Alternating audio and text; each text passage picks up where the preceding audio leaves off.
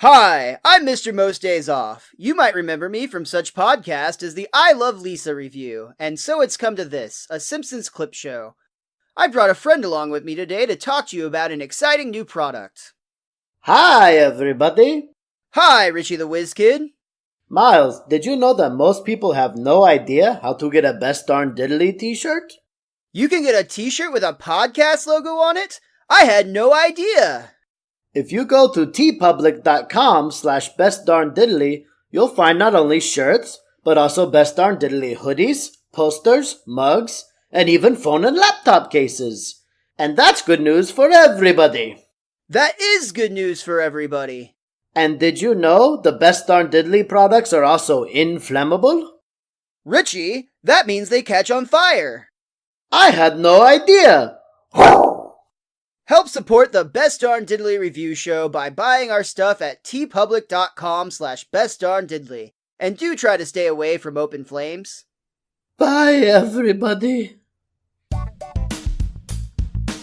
Hello again, everyone. Welcome back to the Best Darn Diddly review show. This is a weekly podcast for anyone who loves The Simpsons or ever has loved The Simpsons, hosted by two dudes that grew up on The Simpsons. My name is Miles, better known as MrMostDaysOff, and we are back with another movie-inspired Simpsons episode today. And I am not going to be breaking it down alone. I've once again brought along your co-host with the most, Richie the WizKid. How you doing today, Rich? Are you wanting to break it down alone? I could sit back and relax while you talk. I mean, it'd be like a normal thing, right? You're always telling me I talk too much. I try to offer you the floor here, and you immediately just decide you're going to take the day off? What is it that Lisa once says to her father? It's better to remain silent and be thought a fool than to open your mouth and remove all doubt. I think I'll go that route. I will, as usual, choose the alternate. Okay, Homer, so I guess I'll go ahead and throw it back to you. The man, the myth, the missing Millhouse. Literally, where is that story in this episode? It is Miles. One of those many side stories that we would love to see in a spin-off series one day. But yes, that was actually one of my favorite gags in this whole episode. Really funny spot we'll get to here in a good minute. But first... Maybe 2 good minutes. 2 good minutes, for sure. Let's go ahead and start at the beginning. We are talking about the episode Rosebud, which originally aired on October 21st, 1993. You may have noticed, just like the other Dave Merkin ran episode, this one must have the opposite issue. The season so far has had the opposite issue that they had in season 4, because they once again have shortened credits, meaning that the episode must have ran just a little bit long. There was no chalkboard gag in this one, and once again, there was a pretty quick couch gag when the Simpsons run in to see themselves already sitting on the couch. Recycle. So let's just go ahead and say it right up front, because you can't talk about Rosebud without talking about Citizen Kane, a movie that we've talked about before, just very briefly. Some consider this to be the greatest movie of all time. I am not one of those people. So, Rich, have you seen Citizen Kane, and what are your impressions of the movie, let me ask? I have never watched Citizen Kane. I feel like it's been satired enough where you get the gist of it. There's a dude with a snow globe that is laying down in bed going, Rosebud. Hey, that's the title of this episode. Oh, but and I just feel like it's one of those, I see it on lots of movie lists, lots and lots of movie lists as the number 1 best movie of all time. And I think it's just one of those things where, like, maybe the natural pessimist in me is just going like, it's gonna suck, don't watch it. Everyone's built it up in your mind way too much. You're not gonna like it, kind of thing. I don't know. I have no desire to see it. So, I did watch this movie one time in high school, and maybe my mind just was not in the right place. So you were forced to watch it, you mean? No, I chose to watch it. I actually borrowed it from a girlfriend's dad, a girl I was dating, a very brief relationship that was no better than this movie, in my opinion. Did you say brief? Yes, just like Homer eating cheese. I did watch this movie in high school. Like you, I kind of was pessimistic going in to some degree just because I'd seen so many spoofs. That was one of the reasons I wanted to actually see what all the fuss was about. And so many people listed as the greatest movie of all time. And that's probably the problem, as we've learned many, many times from just this podcast. Your expectations can have such a vast effect on your perception of something in terms of how good the quality is. And being told over and over and over again how great this movie is, it was just okay in my mind. I mean, it's a decent story, but I feel like you can watch this episode of The Simpsons and get just as much, if not more, out of it than you will in the hour and 40 minutes or whatever, hour and a half, whatever it is that you have to spend watching this movie to find out that it's the goddamn sled at the end of the thing. I thought Citizen Kane was like 3 hours. I had no idea. It might be. Honestly, it was a long time ago, and I got bored in the middle of it, and I may have even nodded off at points or started thinking about girls because I was an adolescent boy at the time. Let's be serious. Well, let's be serious, too. The reason you were watching this movie was for brownie points, I'm assuming. No, it was genuine curiosity, honestly. It really was. 1 hour, 59 minutes. I noticed it was on the DVD shelf at their house. I asked a question about it. I had mentioned this episode specifically, and her dad had let me borrow it, and I did watch it, but again, it really just didn't captivate me like the lists of great movies seem to claim it will. So now that that's out of the way, and we've got our honesty up front that we have not seen the movie, or only seen once out of the two of us, I should say, this movie. That's half much too many. Well, on that note, though, I fucking love this episode, Richie. It's so good. It's Mr. Burns, man. How can you not like a Mr. Burns episode, right? It is so There's moments good. that literally, like, genuinely tug at your heartstrings in this episode. There's a lot of moments that really make you laugh. We get to see some Burns and Smithers shenanigans, finally, and it's just, like, there's a lot of fun to this episode. There is a ton of fun to this episode, so let's go ahead and get into it. We open up on Burns Manor, which I absolutely love the signs here. I'm sure you noticed there was warning, keep out, danger, electrified fence, trespassers will be shot, and free kittens, inquire within. The thing I liked is the free kittens inquire within sign was handwritten as opposed to the others, which were printed. So it made me think two different things. Either they want people to sneak by and they're going to take pot shots at them with some kind of rifle or something. Probably a musket. Let's be real. It's Mr. Burns. Yeah. It'll take them 5 minutes to reload it. But I was like, but it's handwritten, so maybe they actually have kittens they just want to get rid of, so they handwrote that sign out there. I wasn't sure which way to go with it. In addition to the big gate and fence and all the warning signs, they actually have marching guards on post, and the guards are marching back and forth. And in The Simpsons, they are chanting, "All we own, we owe," which is a reference to a long-time rumor about the movie The Wizard of Oz, which during the scene, which I did not know this is what these guards were called until researching this, but the witch's guards are known as the Winkies. And during the scene where we meet the witch, or we see the witch's castle, I guess it would be, their guards are walking back and forth in a very similar manner. They're marching and chanting, and they think they were saying, or a lot of people feel, or there's a rumor, I'll say, that the chants that these guards are saying is, "All we own, we owe her," meaning the witch. And this was supposedly a stab at capitalism that was hidden in the film. But Snopes, as well as many other rumor sites, have debunked this for the most part. There's no way to really know exactly for certain, but in the script, and a lot of people on hand verify that that was never said, and this is what was actually announced, it was just written out as O-E-Ya, E-O-A.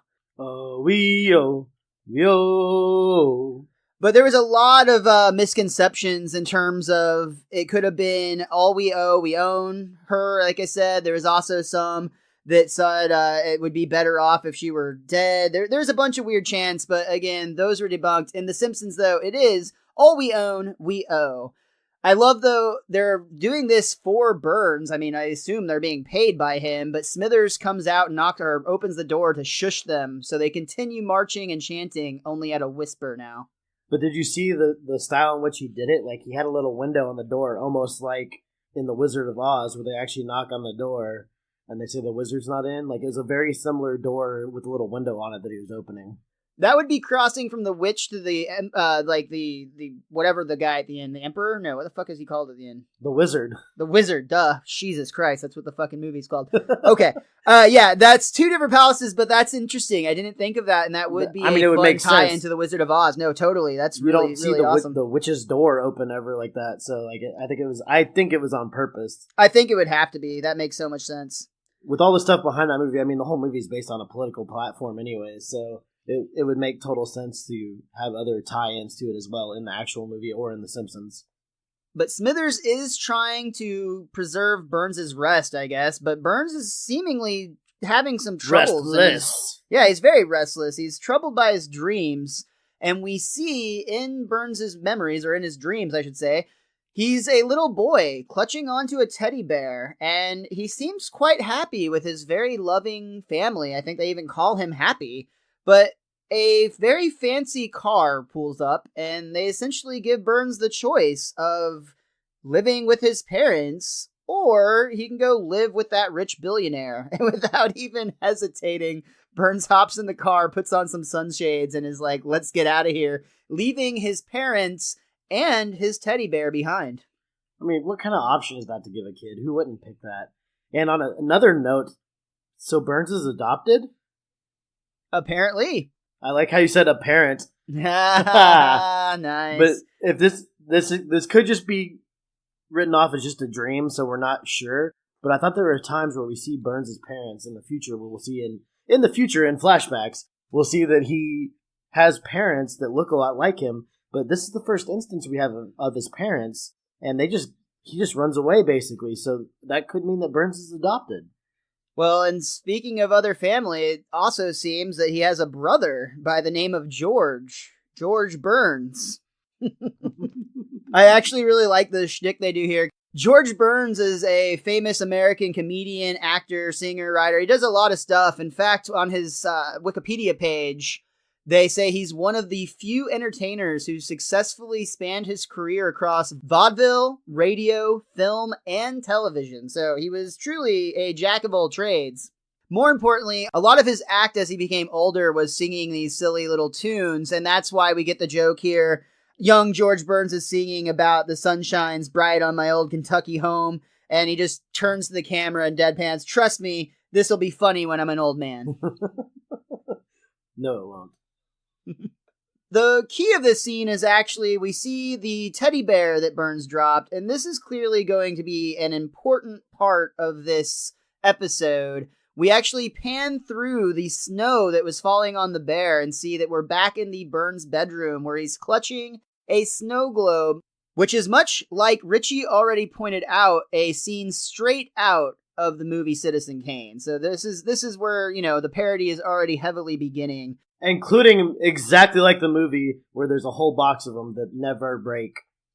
I love that it must be the same people who made the brake rod or brake cable in the monorail episode, because it was the never break snow globes. And then you see out, first of all, Burns has like an entire box of them by his bed. And secondly, there's like a bunch of them broken on the floor. So this is something that Burns does often. I just want to know who this company is, because they are not holding up their end of the bargain at all. Well, you have to read the fine print that they really were originally named Break-A-Lot, but felt that this name served them better sales, so they just kind of went with it. Or it's just they're a company that were around. When was the monorail built? In the 50s or the 60s? And they didn't expect the company to last this long, and Burns probably bought up a whole bunch of their merch back then as well, so... Yeah, he's just holding on to. It's just supplies that he's gotten all the various treasure rooms we see throughout this episode. Smithers comes in to check on Burns, and he actually ends up waking him. I love Burns' reaction here, even though it's almost as gross as the barbershop quartet joke with Barney searching for his toothpick on the floor. Oh, it's you. The bedpan's under my pillow. That's just so fucking gross, honestly. But more importantly, Mr. Smithers has now heard Mr. Burns talking and requesting BoBo, so he logically asks, "Sir, who's BoBo?" BoBo? I meant Lobo. Sheriff Lobo. They never should have canceled that show.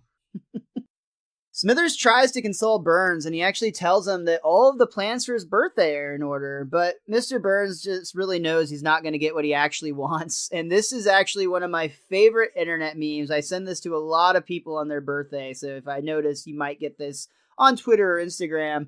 It's where we see Mr. Burns wearing a sash, bursting out of a cake and singing Happy Birthday to Smithers, almost in a Marilyn Monroe-esque type of way. Very, very much Marilyn Monroe.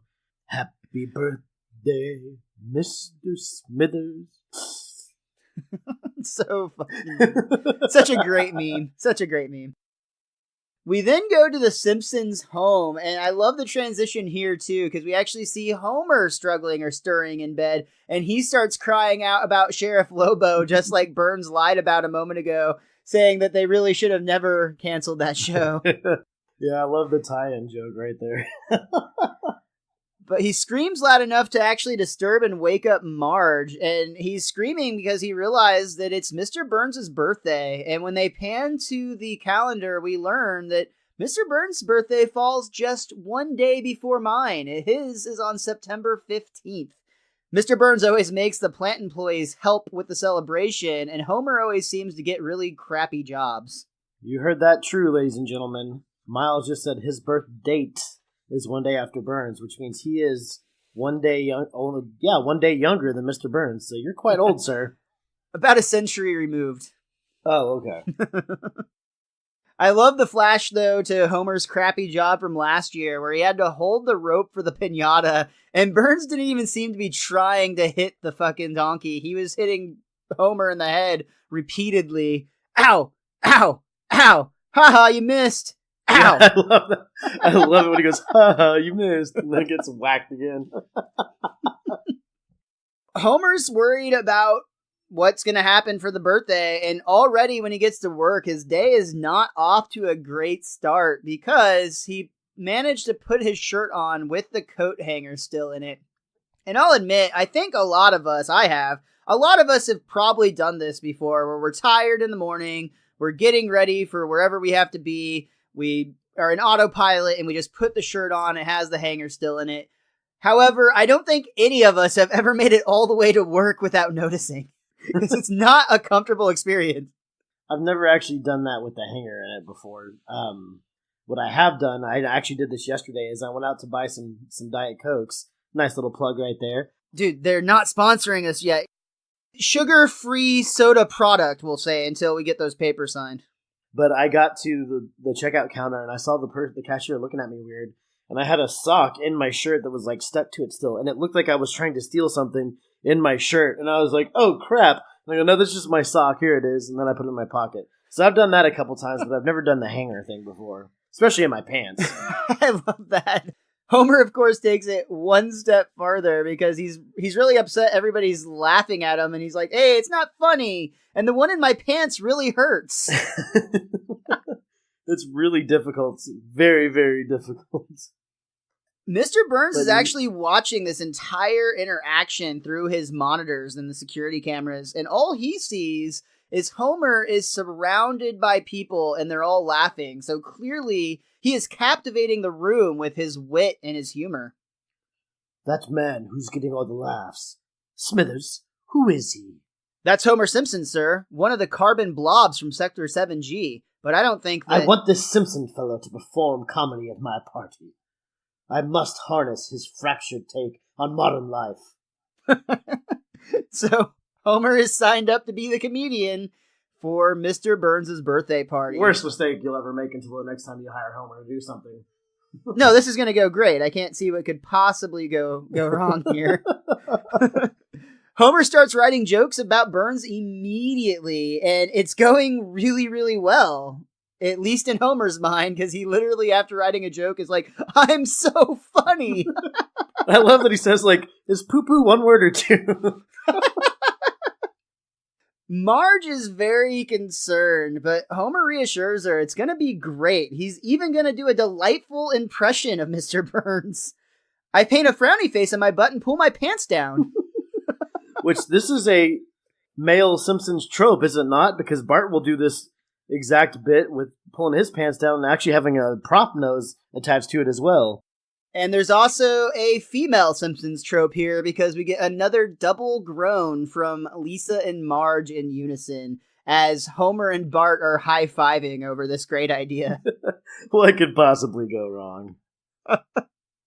There's another great transition here because we see a cutaway to the next scene where a newspaper swipes across the screen, and it's actually Mr. Burn accrediting Satan for his long life, and you can see Mr. Burns shaking hands with the devil and handing him a check for $1 billion, which I had pointed out on Twitter actually earlier this week. This might not be a bad plan for our show. I know that the Secret Transmission guys just hired Satan to be their producer, and so far it's been going really well for them.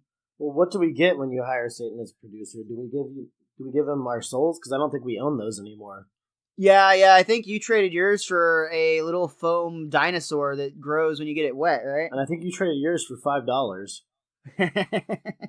That was unplanned, ladies and gentlemen. We just do those Simpsons quotes right off the top of our heads. Yeah, they're just out of nowhere, like an RKO. Well, oakley dokley. Homer is taking his new job as a comedian very seriously. He's practicing in front of the mirror, and he has at least one fan because Bart thinks it's hilarious. Homer starts saying, "Now, I'm not saying Mr. Burns is incontinent." Incontinent, too rich. Lisa points out, "Do either of you even know what incontinent means?" Lisa, don't spoil our fun. Marge rounds everyone up because it's time to go, and Homer just can't turn off the roasting because he immediately responds, "Okay, stupid." Yeah. Like, and you feel like, so, you're just like, Homer, no, don't say that, but like, you understand where it's coming from and that he doesn't mean it the way that it sounds. He thinks he's being hilarious. Yeah. He thinks he's just being really, really, really funny. Marge is like, "Homer, you've got to stop making fun and insulting everyone, especially your boss." Marge, the comedy roast is an American tradition. It's what gives us the freedom to criticize our social betters. Hey, Flanders, you smell like manure! Uh-oh. I better cancel that dinner party tonight then. Thanks for the nose news, neighbor. Why can't he just take a shower to get rid of the smell? Poor Flanders. I love him so much. He's so genuinely like happy that Homer informed him of the fact that he smells like manure. Honestly, he would be the downright best neighbor, and it's just so, like, all the humor obviously comes from this, and that Homer just hates him for no good reason. As obnoxious as the religious stuff could be from time to time, he's just such a giving, thoughtful guy, and Homer is such a dick to him all the time. Shut up, Flanders. Oakley dokley doo. I can't remember what episode it was, but it wasn't that long ago. It was when they find out that he basically invites him to his house to, like, kill him, basically. It was Cape Fear, Carolyn Omine, duh. Yeah, that episode was so good. And I love that little spot with Flanders. It doesn't work if you invite them into the home. Go away, Flanders. Oakley dokley, bye, neighbor. But we are on to Mr. Burns' birthday party, and there's actually a huge line of people going through security trying to get in the door. We see people like Mayor Quimby, Richard Nixon, and Ronald Reagan go into the show, but then we see George Bush Sr. try to walk by, and the security stops him and throws him away. Hey, no one-timers. And that's where you see Jimmy Carter out there as well. You too, huh? Hey, I know a good yogurt place. Get away from me, you loser.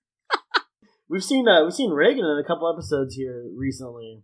Yeah, he's popped up in like 3 or 4 episodes recently. They go to him a lot, but I mean, he was a very popular president, so I could, and a target for many as well. So I could see why. Well, and also the Simpsons were close to getting him on the show for that Krusty special, if I remember correctly when we were talking about that. That's true. They had that handwritten rejection that they were quite fond of. So that makes sense that they're trying to show him in good light. That could be. Smithers has actually prepared a slideshow to celebrate Mr. Burns' birthday. It's called Mr. Burns, A Life. We see a photograph of Burns as a young lad riding one of those very tall bikes that have off-balanced wheels. We see a spoof of the statue where the soldiers are raising the flag at Iwo Jima? Yeah.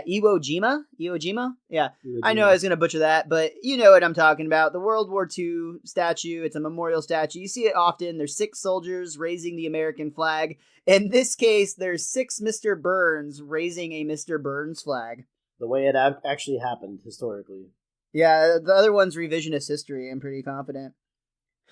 We also see a image of Mr. Burns being a Marilyn Monroe parody again. He's got a dress standing over a vent, so I'm thinking Mr. Smithers may have accidentally submitted some of his fan art into this slideshow. We got to see the greatest fight of his life, too, when he knocked out Joe Frazier, right? It was just a picture of Mr. Burns' face clearly taped over Muhammad Ali's face in this picture, too. In the famous picture where he's standing over Frazier after he knocked him down. And finally, we see a picture of Mr. Burns and BoBo. Aw, why would Smithers do that to him? Well, I think Smithers is clearly trying to help at this point, but I don't think he knows what Mr. Burns really needs, and that's kind of where we're getting to. He's still trying his damnedest, though. In fact, he's going to present Mr. Burns with a special guest band, and we get the real-life Ramones joining the Simpsons, being Simpsonized to perform for Mr. Burns' birthday. I love Mr. Burns' response whenever they come on the stage. These minstrels will soothe my jangled nerves. And we then see Joey Ramone on stage. I just want to say, this gig sucks. And the other members of the band also get lines here. The next one is, hey, up yours, Springfield. And they play a very punk rock style of Happy Birthday, which I absolutely love. And I also really love the fact, I'll point out here, the Ramones were real life big time fans of the show and were ecstatic to do this. In fact, they asked dozens of questions while they were there during their time on the show. And they even said that they kept calling for weeks after asking more questions about how the show is ran and just about various experiences. Happy birthday to you. I think if we keep calling asking questions about how the show's made, we'll probably get disconnected. Yeah, I don't think that's going to work out. The other Ramones after the show, too, I love. It's go to hell, you old bastard. And as soon as the curtain's down, the drummer is like, hey, I think they liked us. Smithers, have the Rolling Stones killed. But sir, they aren't the, Do as I say! And apparently that was the end of the Rolling Stones. We then see Burns getting his gifts, and he's literally got like a mountain of gifts, including just gold and jewels and even a fucking unicorn. But nothing is working for Mr. Burns. Nothing is making him happy. Did you see that he holds up a dustbuster and Marge looks really upset? So I'm assuming that Marge is the one that got him the dustbuster. He like tosses it to the side as if it were trash, and he kind of holds it as if he were holding a rat by its tail, too. It's like dangling. Poor Marge. Yeah, she tries so hard. Well, they might have just like gathered something they don't use from the Simpsons house and gave it to him. It's probably, honestly, if they look closely, it probably has Flanders written on it somewhere. Yeah. Mr. Smithers has once again gone all out for Mr. Burns' birthday. He's arranged for the country of Australia to hold candles across the country, basically spelling out I think it's just spelling out his name, spelling out Mr. Burns. This is actually a nod to a real-life effort that the people of Australia made during the first spaceflight of John Glenn. They actually went all across the nation, turning their lights on, outdoor lights specifically, hoping that they were going to be able to be seen from space. So this was the concept behind this joke. However, Smithers goes through all of this effort, and he even says, Burns, this is an incredible feat. All you have to do is turn your head slightly to the right to be able to enjoy it. Bah, no time. Next! And up next is the comic stylings of one Homer J. Simpson. But first, Smithers does have to make a quick announcement. It seems a dog, not much unlike Lassie, has been ran over and died in the parking lot. Now enjoy Homer's comedy. Are you ready to laugh? Quiet, you terrible, terrible man. How did that make you feel, Miles? I don't know why I'm wired this way, but this one just made me laugh. Didn't even really make me sad, but it is a hilarious concept to have to... That's probably the absolute worst thing you can be introduced after. I mean, maybe child death is slightly sadder, but it depends on the person, if we're being honest. Depends on the child. That too. You heard it here first, folks. So Homer goes on with his jokes, but it doesn't seem to be going well. He tries first one about how cheap Burns is, and Burns just kind of glares. Then we see him go for how old Burns is, and that goes over even worse. So Homer decides he's going to jump straight to his A material, the big guns. He declares, here's an impression of Mr. Burns that you might find a little cheeky. How dare you? I don't know what he actually says there. Whatever he says, it doesn't go well, we'll say, because of course Homer pulls down his pants and he says things like, I'm Mr. Burns, blah, blah, blah. Do this, do that, blah, blah, blah. I think I'm so great, blah, blah, blah. Destroy him. And immediately security grabs Homer, and then Burns announces this party's over. And instead of ushering guests out of the room, we just see this scene of like super crazy armed guards beating the crap out of all the guests. They literally as soon as he announces the party's over, they all do like 2 mini circles inside of each other around the room. So everyone's trapped, and then they start beating the living tar out of them. And what a beating it must have been to give unbreakable Homer a lump on his head, which will, in a roundabout way, be the catalyst for this episode, which I think is actually really good writing and a lot of fun. We're going to get there very quickly. Homer has this lump, and he actually says to his family that he's never going to wave his bare butt in public again. I'd like to believe that this time, Dad. I really would. And right after that, Marge tells Bart to go get some ice for his father's head. But first, he has to say, Dad, I know you're discouraged, but please do not deny the world of your fat can. Don't worry, boy. They'll be ready by your Aunt Selma's birthday. And then back to Lisa again. I knew it. And I love his little, tussle Bart's hair moment kind of thing when he's saying, don't worry, they'll be ready for Aunt Selma's birthday. We then flash back to Burns and Smithers, who are walking through, I guess it must be one of Burns' vaults or basements or somewhere where he keeps a lot of treasures. Burns still isn't happy, and Smithers is trying to point out all the great things he already has, like King Arthur's Excalibur, the only nude portrait of Mark Twain, and that rare draft of the Constitution with the word sucker still in it. That was my absolute favorite. That's my favorite line in this whole episode, and that's saying something, because this episode is full of great lines. It is just terribly reflective of the day and age we live in still. Yeah, it hits pretty damn close to home, frankly. Again, Burns not happy, even though he has all of this, and Smithers finally just jumps to the gun. It's BoBo you want, isn't it, sir? What? How dare you? I'll give you the thrashing of a life. And we get yet another attempt from Burns to try to beat someone up, where he ends up just lightly patting a person until he's winded and almost collapses. This time he breaks down and admits to Smithers, I would give anything to get my bear back. And he says the thing that is almost guaranteed to launch a flashback sequence. I wonder what happened to him. And what happened to him was a lot. A lot. A lot of stuff. And there is actually going to be more. We'll talk about that here shortly. We see BoBo in the snow like we left him earlier in the flashback, and as spring comes, it melts away and he falls into a nearby river. He somehow ends up in New York in 1927, just in time to be picked up by Charles Lindbergh as he's taking flight in the Spirit of St. Louis. The Spirit of St. Louis was a single-seat monoplane that was built in 1927 and was the first solo, non-stop transatlantic flight going from Long Island, New York to Paris, France. And boy, did it ever. And we see him take BoBo with him from New York to Paris, France, where he tosses it out the window as he flies over, and it lands in a lucky little boy's arms that looked very familiar. He had a peculiar amount of very specific facial hair for a child. Charlie Chaplin?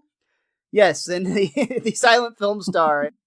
It was the bear you always see with a tramp as he's holding it from rail stop to rail stop. No, it was actually a young Hitler. And we next flash to 1945 in Germany, where we actually see Hitler in his underground bunker. And as he realizes his reign is coming to an end, he tosses the bear aside in anger, This is all your fault.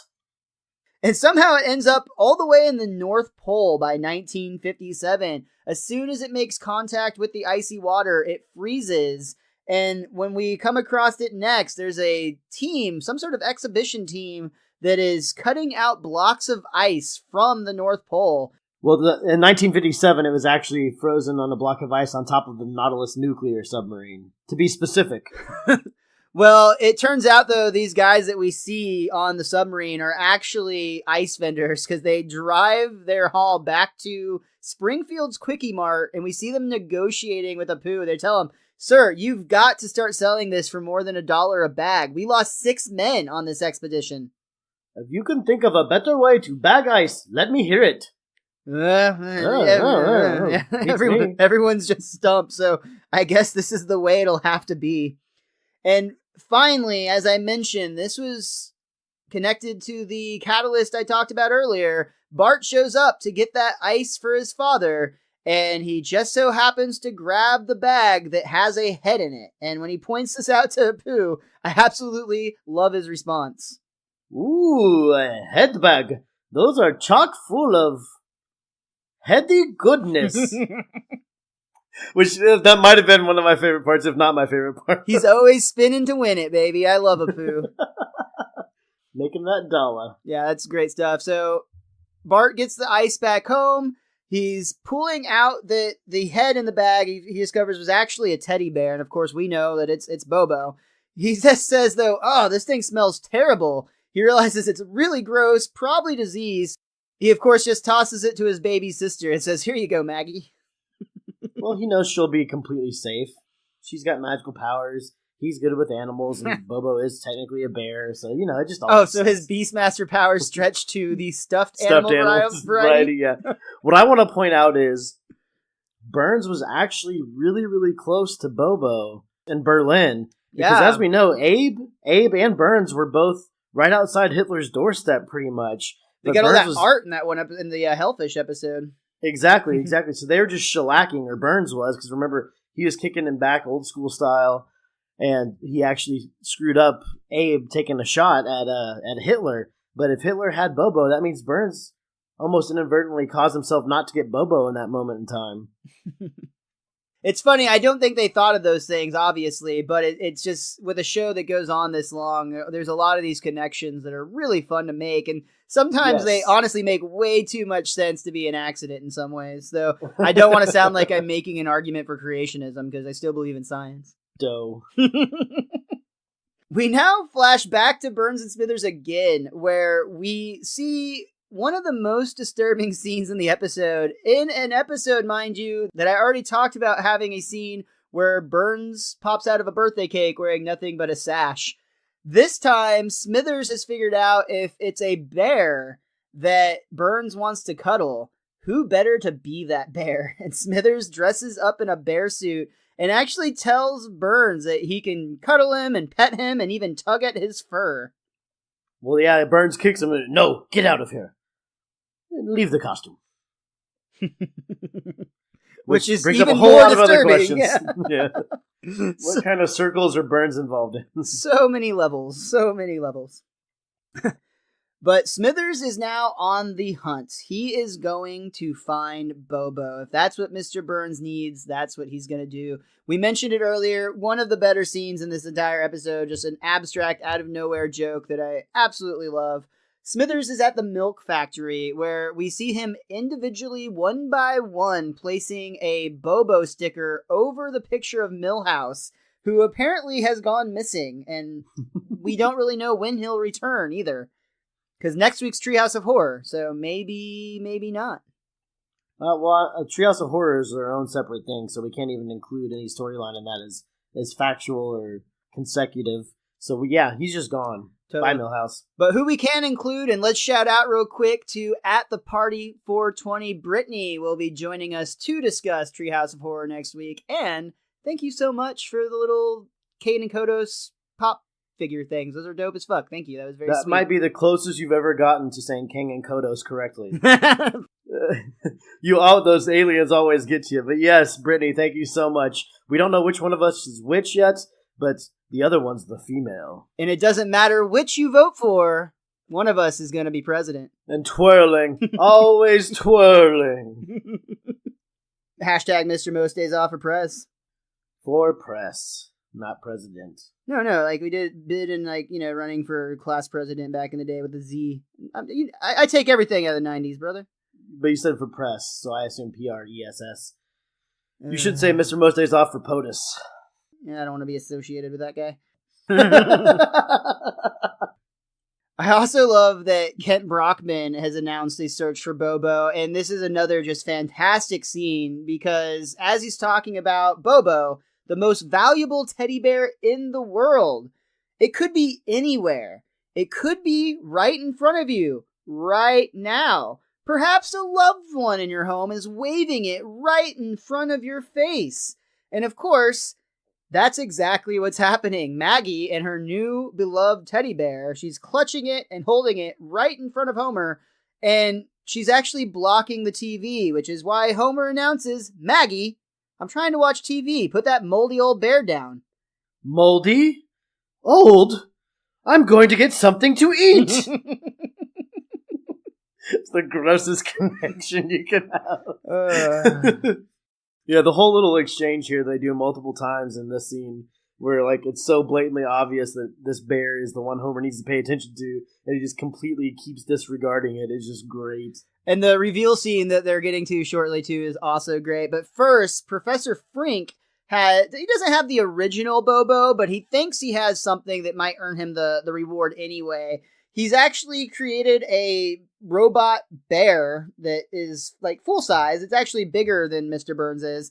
It's programmed to be just as cuddly as the original BoBo, but it almost immediately loses or has some sort of error. It's like any time you see a robot animal on The Simpsons, it's going to turn evil, and that's exactly what happens. It starts attacking. Robot anything. The robot president. Oh yeah, it's any robots that are inevitably going bad on The Simpsons. Any automaton. And that's what happens here. The robot attacks Burns before bursting through the wall of his mansion and going on the prowl.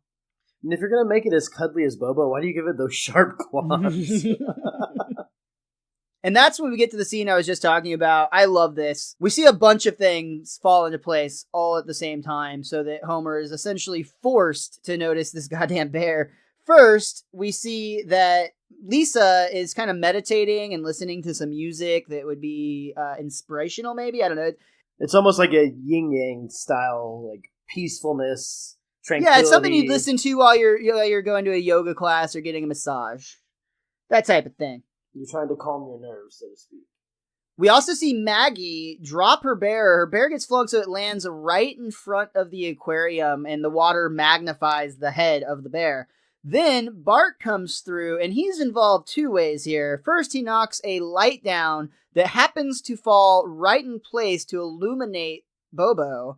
And he left his skateboard in probably the absolute most dangerous possible place one could, because it was literally at the very top of the stairs, almost like a Home Alone style trap, where Homer comes walking by and he takes an absolute great animated spill. The tumble he takes down the stairs is funny on its own, out of context with the rest of the episode, but even better when you realize it's what causes him to finally realize what's going on with his bear in his house. But he lands on his head at the end, literally vertically lands on his head at the end.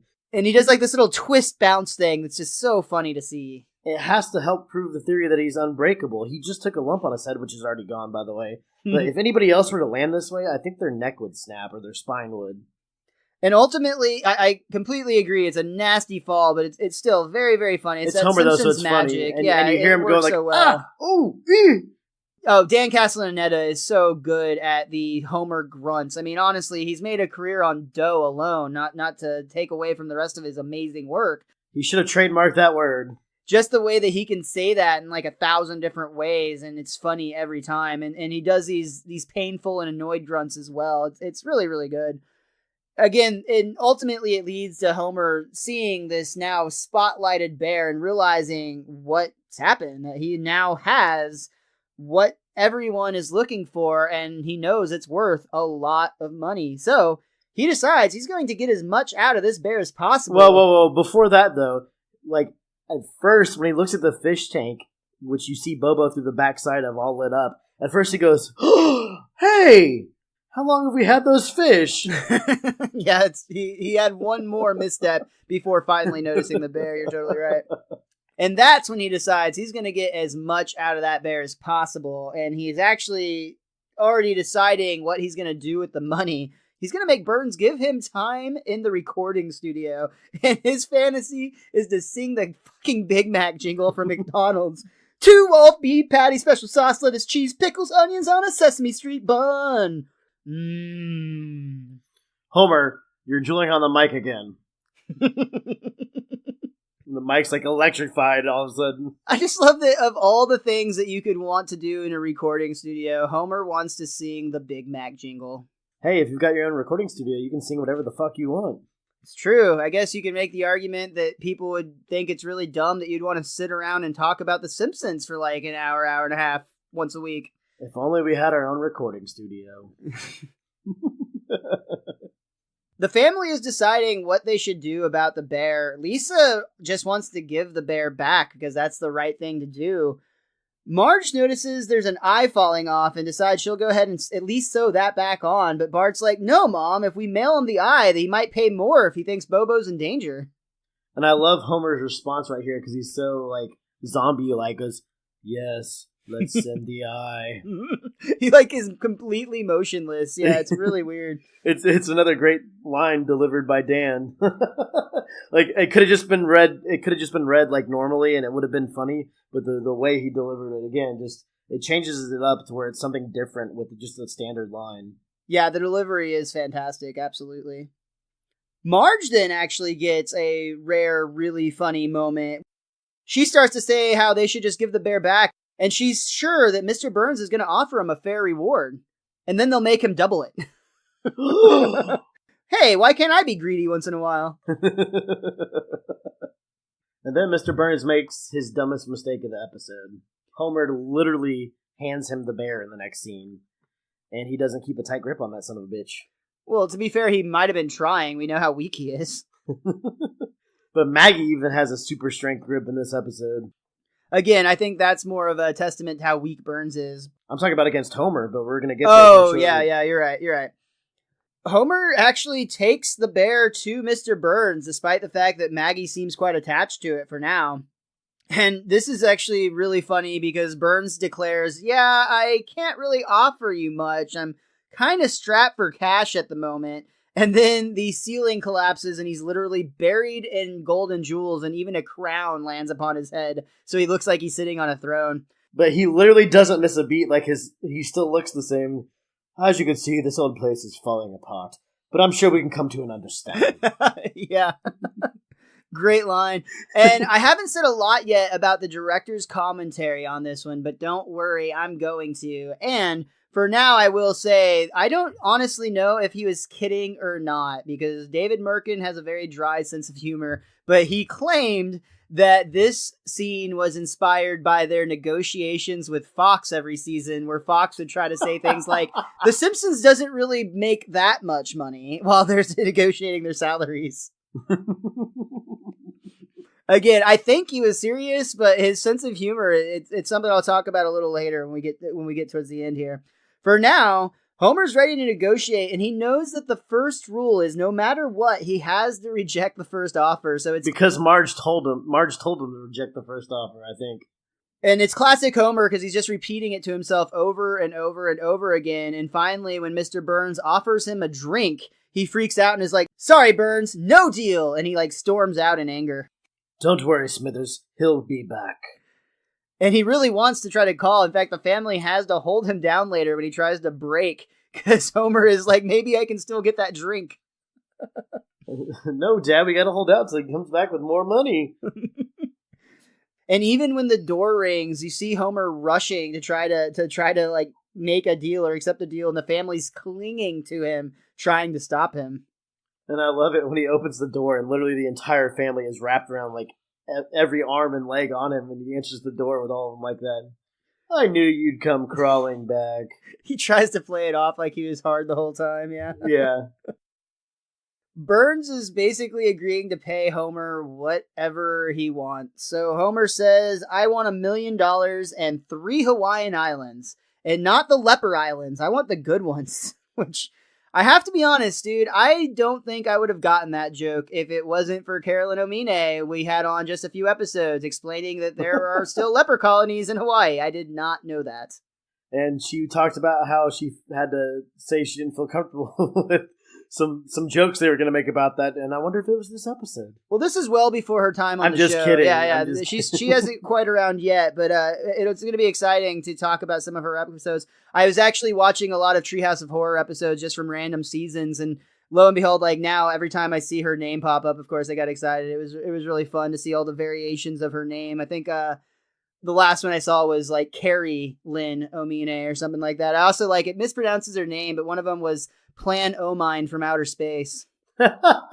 Oh, that is a fantastic, terribly movie. That is a fantastically terrible movie. It's so good. It was a great. We've seen the riff tracks on that one. And it was so good. I had actually seen the movie on its own years and years ago before we went to see the riff tracks version. It is quite funny all on its own. It doesn't even need to be riffed. What is it like? It's like kind of like Troll 2 or what's the Birdemic? Birdemic's another one, and I was actually thinking of Mano's Hands of Fate. Oh god, see, that movie was just terrible. Plan 9 from Outer Space makes you laugh on its own. You literally see people falling over tombstones, and the tombstones literally start waving around because you can tell they're cardboard. In Troll 2, you can see a lot of like where the makeup effects come out. And by the way, there are no trolls in Troll 2. They're all goblins. So there's a lot of things happening. Excuse me, Miles. You're going to talk like that? You know, Miles, you don't piss on hospitality. Classic line. Probably the best line of that movie. One of the best lines in cinema history. Come on now. Well, on that note, why doesn't everybody grab a bologna sandwich? And we're going to take a quick pause for the cause. I really hope people get that bologna sandwich joke. I'm Jay. I'm Bob. And I'm Corey. We are the Cretans Guild. We're a trio of man-children whose friendship predates The Lion King, Green Day's Dookie, the N64, and the Chunnel. We have backgrounds working in television, video games, radio broadcasting, creative writing, and pizza delivery. That's a large cheese, right? On our podcast, Nerd or Not, you'll hear us talk about board games, TV, movies, comics, collectibles, video games, wrestling, theme parks. We even did a segment on f***ing pizza. So check and listen to us on Podbean, iTunes, Google Play, and YouTube. And check out our socials on Twitter and Instagram under Cretans Guild. Welcome to the Guild. Greetings, friend. Do you wish to look as happy as me? Well, you've got the power inside you right now, so use it and send $1 to Best Darn Diddly. You can find us on patreon.com or donate to us directly on PayPal at bestdarndiddly@gmail.com. Don't delay. Eternal happiness is just $1 away. $1 for eternal happiness, and to support one of my favorite podcasts. I'd be happier with $1. So, at the Simpsons home, Mr. Burns has agreed to give Homer whatever he wants. He's actually agreed to pay $1 million and 3 good Hawaiian islands. There's just one problem. And it's a big little problem. The bear doesn't actually belong to Homer. It belongs to Maggie, and she is very, very attached to it. And Homer just can't bring himself to break his daughter's heart. This is quite possibly the most touching thing we've seen up to this point. We've had some really great moments, but there's such little dialogue in this moment. And, people could say, oh, well, it's Magical Maggie. It's Magical Maggie putting a spell on Homer. But I genuinely don't think it is in this instance, because I believe Maggie would put the spell on Burns and Smithers and not on Homer if that was that situation. I think she genuinely is a baby in this moment, and she is genuinely upset so that she's not even thinking about her powers of this. And it literally breaks Homer's heart. And I agree with you that this is so, so sweet. Such a tender moment between a father and daughter that we get quite a few times on this show, but it's always meaningful. However, at the risk of sounding like an asshole, I think for $1 million and 3 Hawaiian islands, you could buy your daughter like a bunch of new hearts. So you just wait till you get a good one that makes her happy and you'll be good to go again. And you could definitely buy a shit ton of teddy bears, so... Yeah, but it's not just any teddy bear. It's this particular teddy bear. Yeah, but... I'm being a jerk here, but, like, 3 islands, Richie. 3! Like, we could both have our own and one we could share. So we could mostly hang out, but when we piss each other off, we could go to our own separate islands. Isn't that, like, the dream? But you gotta remember, this is not the state of Texas, where a verbal contract is binding. This is Springfield in Random Town, USA, and there's no documents, there's no handshake, nothing has signified that Burns will actually pay on his end. Yeah, and with his team of lawyers, you know he's not going to do anything he doesn't legally have to. Yeah, and again, it's a really great moment for Homer. It actually crushes Homer. I mean, he is absolutely distraught by this, but he does try to put on a tough face, and he says, you know what? We're going to be okay. We've been getting by just fine. Until Grandpa shows up. Abe drives the car through the Simpsons' home and is like shouting, son, you gotta help me. I hit 3 people on the way over here and I don't have insurance. So how's about you? Oh my goodness. So yeah, less money, mo problems for the Simpsons. If only he had 3 money and no kids. Yeah, something like that. Then he would have $1 million money. Well, actually, to be correct, he'd have $1,000,003 money. We then see Burns and Smithers and yet another great... See, again, I think the strength of this episode comes from the fact that there's so many awesome sequences with Burns and Smithers carrying the bulk of the dialogue, and all of them. We get full fantastic. hijinks from them in this episode. Like, this is the part we were alluding to at the beginning of our podcast, is you get to see Burns do things that you know an old man can't do right now, but still retain the fact that he is an old man.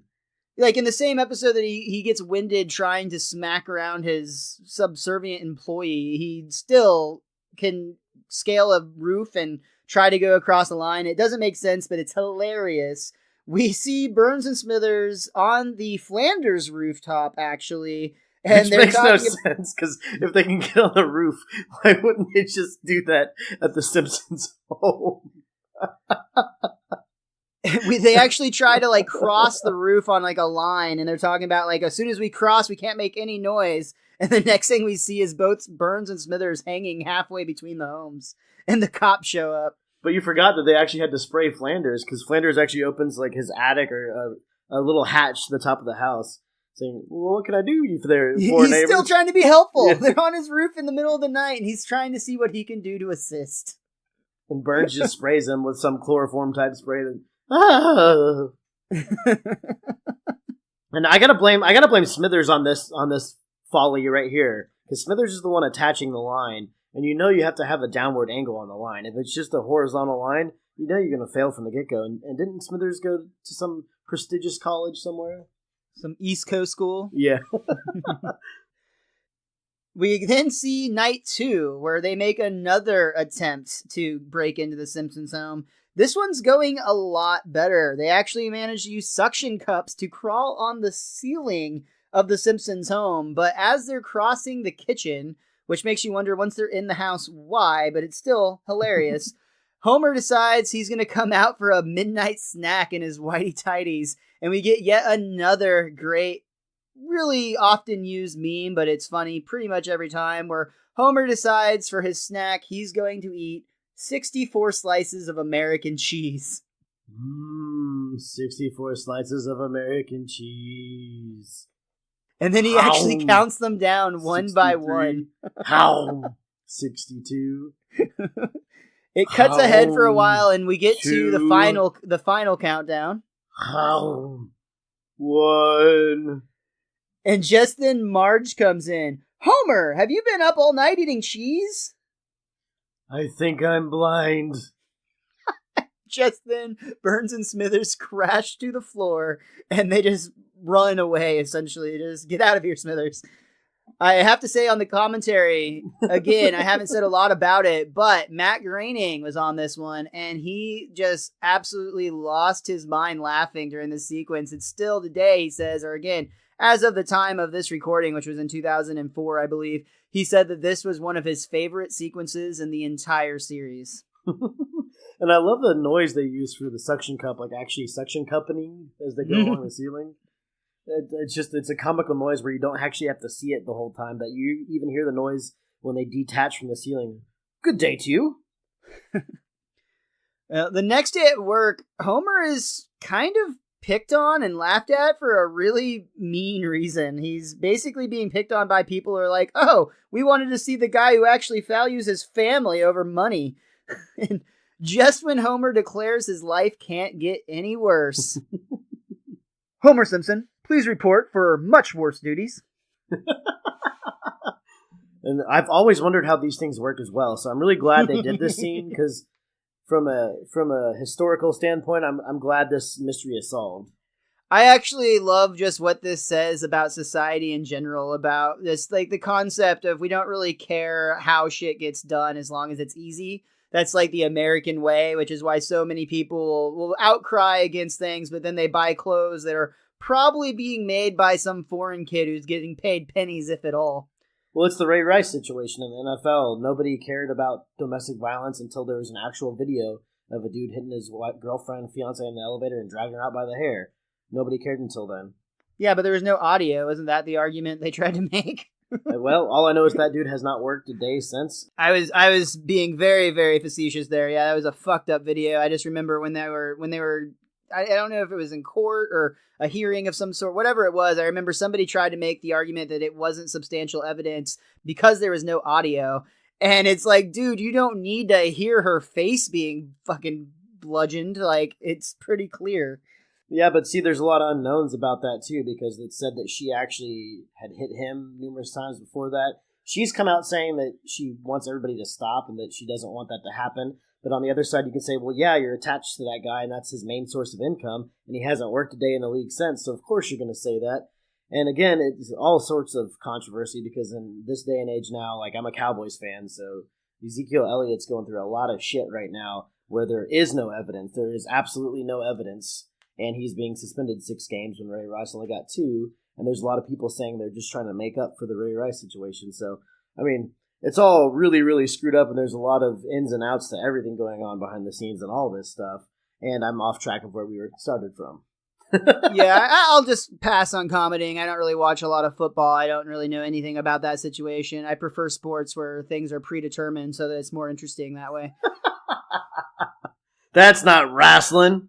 But back to The Simpsons, what we were talking about is this great scene because his much worse duties are he's literally being whipped as he has to push a bar around, rotating this pillar. And Homer's complaining and saying, ow, hey, after lunch, can I whip you? No. But we flash upstairs where we see there's like a dessert tray that spins and it rotates essentially. Lenny and Carl walk up and Lenny says, I wonder what makes it turn. And Carl walks up and is just like, who cares? And I love that. I mean, that says so much. People really don't care as long as they get what they want. It's great. We've learned a lot of valuable information in this episode. I mean, Burns is adopted. There's a big freaking crank system that turns a little rotating dessert tray. I mean, geez. It's a life lesson heavy episode, folks. Back at home, Homer's still trying to figure out a way to get that bear from Maggie. He's actually trying to trick her into trading the bear for a box. I mean, after all, the box is really fun. You can hide in it. You can play with it. You can pretend it's anything. And when Maggie decides, yeah, she'll take that deal. No! My box! My box! Homer got so attached to the box, he forgot his original way and decided to keep it. He had her hook, line, and sinker. So, Homer. Homer's visibly worried in bed, and he starts talking to Marge. He's worried that he's upset her by not taking the money, but Marge reassures him, no, it's quite the opposite. I'm proud of you for standing up for your daughter. Homer declares, it's going to take a lot more than that to comfort my tortured soul. And so he grabs that box we were talking about from the previous scene and starts playing with it again. He even calls it Boxy at one point. And Marge just goes, give me that, and takes it off his head. Which, why are you going to ruin the guy in his happy moments? Yeah, he's trying to get his mind off of things. Or into things like a box. The next morning, Homer is watching TV with Maggie. They're actually watching a very clear parody of Barney, or at least a singing purple dinosaur, and all he sings over and over again.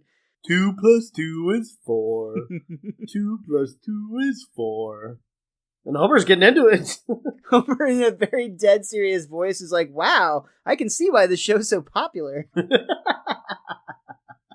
But that's when we see Burns taking over the television. He actually announces that he will be taking over the cable, and so Homer just quickly changes the channel to the Seoul Mass Transit incident. System. Oh, was that? I had written down incident for some reason. System. You type system, and I actually have it as system in my book as well. Weird. I have no idea why I would have done that. Cheap pop for everyone who got it, though. Anyway, Burns takes over that channel as well, and he actually announces that he's got all 78 channels, and that's not all. He knows what Homer's thinking. I can get by without TV as long as I've got beer. Darn right. And Mr. Burns declares he's also taken away the booze. And keep in mind, he's announcing this on everybody's cable, so he singles out Homer as the man responsible for them not having cable television or alcohol, and it doesn't take any time at all for Barney to knock at the door with a gun, saying that he's got to turn over that bear. Give him what he wants. Homer just slams the door in his face like it's no big thing. Get out of here, Barney. And you hear gunshots, screams, and sirens, and then just a uh-oh. Now, that scream sounded very much like a familiar scream we will hear multiple times in the future. It was very high-pitched and girly, so that means it was Flanders. Did Flanders take another gunshot wound? Wouldn't that be a poo? Flanders does take one from the mob, where he's got that wooden cross and then the whole Yeah, Bible. I thought he got shot at some point. I mean, But- honestly, in 30 years, probably most characters have been shot, I assume, at this On The point. And Simpsons, when yeah. in doubt, assume they've Shoot probably it out. taken one bullet. Yeah, definitely. And I have another thing that I want to bring up with this scene. We learned another great historical fact in this scene, Miles. According to Mr. Burns and what he has just pulled off, he's interrupted Barney, Seoul Mass Transit System, and the Bumblebee Man show, which means all three of those shows are recorded live. I did not know Bumblebee Man was a live production. I think he's just taking over the feed. I don't think that necessarily means they're a live show. But he's running onto each set doing it. So Oh, yeah, he does actually physically run from set to set. You're so right. That's fucking funny. I did not know Bumblebee Man was live. That's a very impressive thing to pull off. Barney, not so much. It's not only affecting the town's adults. Even at school, Bart's getting picked on by Nelson and the rest of the bullies. My old man can't get beer because his old man won't give a bear to another old man. Let's get him! And then Jimbo is just, as you might expect, wait, why are we getting him? Look, fellas, the first Snapdragon of the season. So that's Martin, and Nelson is just like, never mind, let's just get him. Saved by the Snapdragon. I also really enjoy the next sequence because I guess since Burns and Smithers took over cable television, they feel obligated to put something out because they're actually doing like a really bad parody of a sitcom. Lisa even points it out. She's like, is it my imagination or is TV getting worse? Oh, it's about the same as it's always been. You then hear a crash on the TV and Homer absolutely loses his mind laughing. Well, at first, the shot starts out where you actually see the TV show where Burns walks in with his hat on going, Smithers, I'm home. And Smithers is in with his, like, wife apparel on, basically. His what do you wear when you're cooking? Apron? His cooking apron or his dusting apron or something. And they have, like, just absolutely terrible lines. They're not funny at all. It's just, like, them saying what's going on. The angle cuts to the viewpoint from the TV looking at Homer, where Homer's just hysterically laughing like, uh-oh, look out, Smithers! And then you hear a crash, and he starts cracking up and going, I love this show. Which, again, it's one of those moments where I do want to watch that show. Again, anything with Burns and Smithers, I'm down for. But another one where we have, like, a side story that we wish we could develop further, as Carolyn Omine would say. But we don't get any explanation after that. And what we do get is a giant mob, not the first or the last that we'll see forming at the Simpsons home, but they are all a bunch of people who want their television and booze back, and they are letting their opinion be voiced outside. Oh, we're definitely going to see some Maggie work right here, for sure. Immediately after the townspeople actually take the bear from Maggie, she does seem to maybe have a little bit of effect on their minds, because they immediately change their heart and they decide they're going to give that bear back because they don't want to upset that child. Instead, they're going to go sing at the hospital. And we even see like an instance of Dr. Hibbert who goes, "We give Mob a bad name." I've got high hopes. I've got high hopes. So Maggie has managed to keep her bear now from Mr. Burns, Homer, and an entire mob. But Burns is decided he's down to his last resort. He's just going to go talk to Homer man to man. And that's when Homer explains it's not that he doesn't want to give Burns the bear. It's not his to give. It's Maggie's. So Burns asks for a moment with Maggie, and he actually goes out to her sandbox. Which, if you don't know, the only way I would let this occur with my child is if I knew she had magical powers. If somebody was like, if some old dude was like, "I'm going to go talk to your child about the toy that she has that I've been wanting. And by the way, your child's not a child, she's still a baby." Yeah, you can't really talk to a baby, so the scene doesn't make a lot of sense, but then again, neither does an old man and his employee suction cupping. That's hard to say. Suction cupping to the ceiling. You almost made Smithers' wildest dreams come true in that statement. I did, I really did. I just picture her being like, "Aww." And there's actually some great stuff in this scene, too, that we haven't gotten to, because at first, when Burns starts talking to Maggie, he's like, "Oh, great sand," and Maggie actually offers his pacifier to Burns, and Burns thinking, no one will ever see this, why not one time? He puts the pacifier in, and a photographer pops up and takes a photo. "Damn you, paparazzo!" Burns then just attempts to take the bear from Maggie outright. He tries to trick her and steal it, but this is where we see he's too weak, or Maggie might be too magical, or both, that Burns can't get the bear away from her. And once again, collapses in exhaustion. "Beaten by an infant. What could be more humiliating?" And then that photographer pops right back up. What a scoop! And Burns looks pissed, too. But Burns does finally give up. He tells Maggie, I'm done, but I'm going to give you some advice. Don't make the same mistake I did. You keep that bear forever. And that's what makes Maggie decide to give the bear to Mr. Burns. No, she's not going to listen to anybody else tell her what to do. But something even more amazing happens. Burns declares he's actually happy. And he tells Smithers to take a note. From now on, I'm only going to be good and kind to everyone. "I'm sorry, sir. I don't have a pencil." Don't worry about it. I'm sure I'll remember. The Simpsons watch Mr. Burns walk away with BoBo, and I love Homer's line here. He says, "Well, we didn't get any money, but Burns got what he wanted. Marge, I'm confused. Is this a happy ending or a sad ending?" "It's an ending. That's good enough." And finally, we see one more scene back at the Burns mansion. Smithers tucks Burns and BoBo into bed, and Burns says, "Ah, BoBo, reunited at last. But I can't help but wonder what the future holds for you. Yes, wonder." And of course, that sets up a flash forward or a dream sequence of what might come in the future.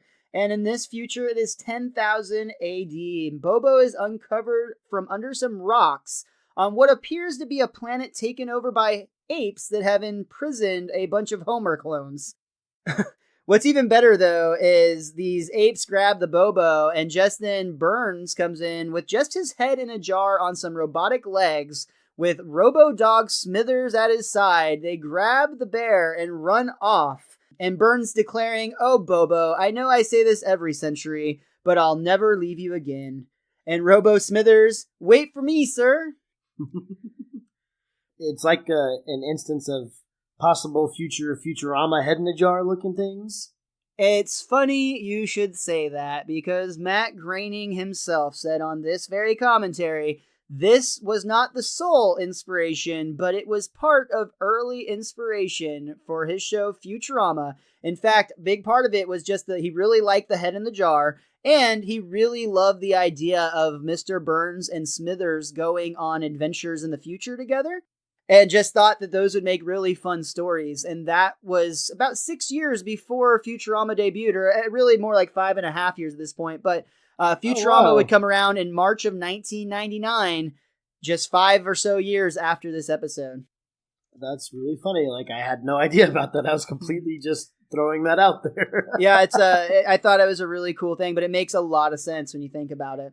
What I want to know is, what did Homer do sexually to have all these versions of himself existing all the way up until 10,000 AD?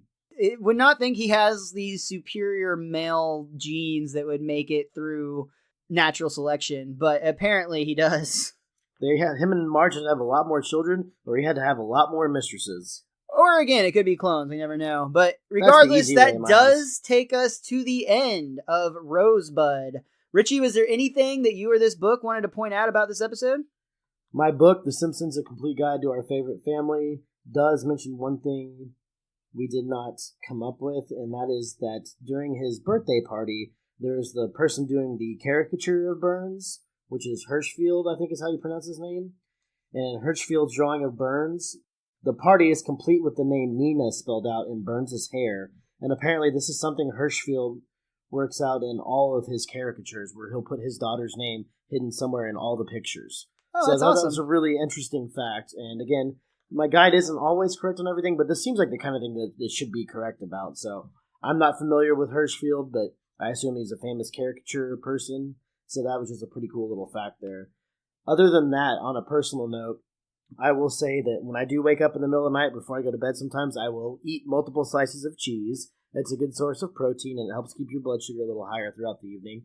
So, Homer, you are not alone in this, my friend. I've done it when I've woken up with a low blood sugar before, and I don't have a whole lot. I'll be like, 3 slices of American cheese. I just won't count them out as I eat them. You should start. And besides that, I probably will just because of this episode. Besides that, though, this is an episode that I've always remembered it as a fun Burns episode, but after going back and rewatching it, I really, really like this episode. This is a very fun episode, as we've said, and I think I've actually shot it up a lot higher than I had it in my mind after rewatching it. So it was a lot of fun. Thank you, Mr. Burns, for always entertaining me so on this replaying of The Simpsons journey in my life. Very cool. I do have a couple of other things to talk about from the commentary real quick. Again, I haven't said a lot throughout the episode, and that was, truth be told, because there wasn't a ton of extra information. There's a lot of these guys just enjoying their work, and I mean, frankly, they deserve it, because again, what Richie said is so true. This is a fantastic episode. However, 2 things I do want to point out. We talked a little bit about, on our season 4 finale spectacular, we talked a little bit about transitioning into the David Merkin episodes, and how he was known for a darker and more surreal tone. And I just wanted to say, just from his commentary appearance, this was the first time I've actually heard him really sit down on one of these commentaries and break down an episode where he was one of the main people talking. And he has a very dry, somewhat sarcastic sense of humor. You can tell there's a little bit of more edge to him. He does a lot of self-deprecating jokes, and there's just something about him. Al and Mike, as far as when they were the showrunners on the commentary, they would also do self-deprecating humor, but it was in a different way. It's a less heavy sort of way in a lot of ways. And again, the dryness to his humor is what intrigues me. I think that it's going to make for some very interesting commentaries, but there is definitely a noticeable shift going into this episode with how the commentary ran. Well, and you can also say that there's you can see differences that are still almost equally funny to what we just saw with Al and Mike as well. So I like that it feels slightly different, but it's still quite funny. And I also want to point out that this episode was written by John Swartzwelder, who is very well known for being very well unknown. And what I mean by that, John Swartzwelder is actually credited as having written the most episodes of any Simpsons writer, which makes it strange that we really haven't talked to him or talked about him a lot on this podcast. To him. A lot of that has to do with the fact that he is famously known for avoiding press. And even on this commentary, Matt Grading at the top of the episode said that Swartzwelder skipped this. He was supposed to be on the commentary and chose not to do it, which is a common theme, apparently, just from a little bit of reading. I haven't skipped ahead yet, but when I get to some more of these, apparently there's going to be a common theme where he just doesn't do the commentary thing. He very rarely gets photographed, and he does almost no press whatsoever, and he does that by choice. He's such a recluse that there's even conspiracy theories, and one that we might actually talk more when we go and guest on the Secret Transmission podcast. There's conspiracy out there that John Swartzwelder doesn't even exist, and it was just a pseudonym that was made up by the Simpsons staff for when they do collaborated script writing or for people who don't want to put the script under their own name. The Shakespeare of the group.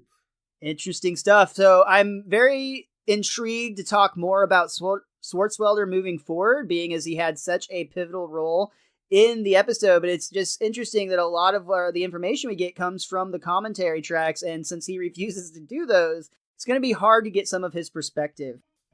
And you know what's funny along the lines of that is, I just recently watched the special on Homer at the Bat, where they actually had all the actual players on this special fake documentary where they act like Homer's a real person and they talk about him, and it's great, but there is a quick little snippet with Swartzwelder in it, but he is actually played by Nick Offerman, so that makes that so much more funny, where it's just basically like a joke within a joke, so to say. So that's really interesting. And on that interesting note, I think that's going to bring us to the end of this podcast. Richie, what would you like to plug before we get out of here? Myself, motherfucker! Oh, sorry. As always, you can follow me on Twitter. I'm at theWiz_kid23. Also, while you're on Twitter, go ahead and give our show a follow as well. That's at bestdarndiddly. That's DIDDLY. And that also works on Instagram. As for me, you can find me at MrMostDaysOff pretty much everywhere. Other than that, I just want to thank everyone again so much for tuning in to the Best Darn Diddly Review Show. We appreciate you listening. theWizkid and I look forward to being back again with you next week with our guest Brittany Braddock, also known as the Stoner Princess, to discuss the episode Treehouse of Horror 4. So definitely make sure you come back next week for a lot more of that heady goodness. Until next time, be cromulent to each other.